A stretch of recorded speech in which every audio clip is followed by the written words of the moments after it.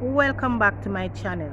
Here I share with you motivation, lessons and blessings from everyday experiences.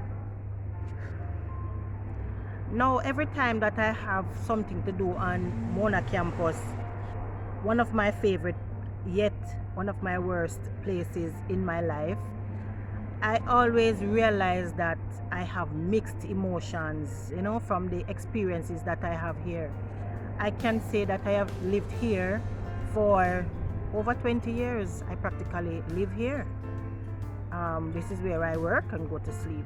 So go to school, living, right? Come to think of it, the thought started coming to me from I was in the car going up.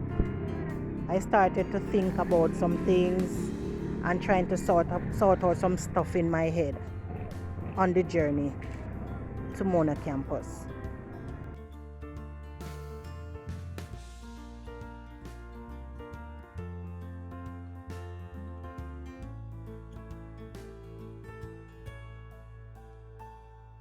It was the same today as I head up there to deal with some personal development business on campus. So I started having some mixed emotions as soon as I walked through the gate to go on campus. Some of them were very pleasant, while some of them were very saddening. Looking back at this place though, where I completed my teaching program, I could easily say that this was the most challenging time of my life, or one of the most challenging times of my life. But looking forward, I realized that this experience is what is now allowing me to live my purpose. That is, it has helped me to be molding the minds of young people especially, and help them in their own self-development. So if I did not go through that challenging process of the master's in teaching program, I would probably not be able to do what I am doing now and having a lot of satisfaction from it.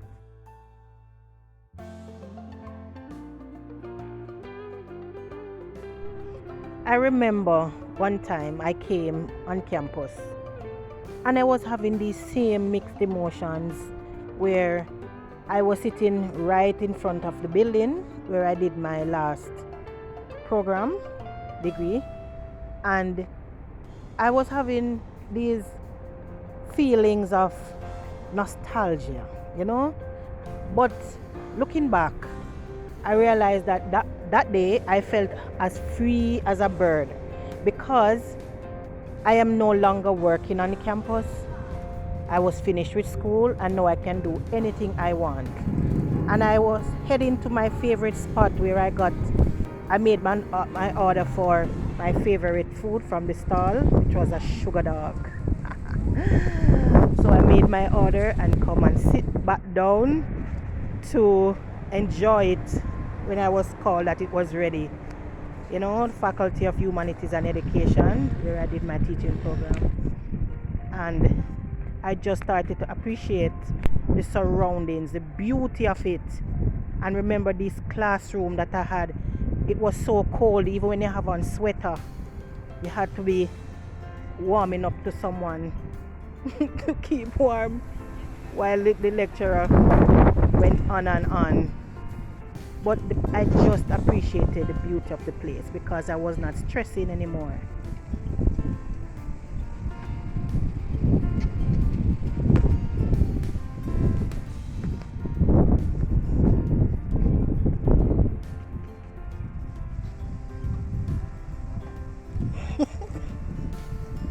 So I just remember that it was Shandice, my daughter, who came to visit from overseas, who wanted sugar dog, so I went with her. Then we headed to Sovereign Center at Ligani, where we had a nice and pleasant meal. And I remember that I made a vow that I would only look back on anything that happened in my past only to look forward. many times, and I can say I am guilty of it too. We tend to look back on our past pains and hurts and difficulties, and we do this only to develop fear and lose our confidence in our current life and in our future life. And this is not healthy.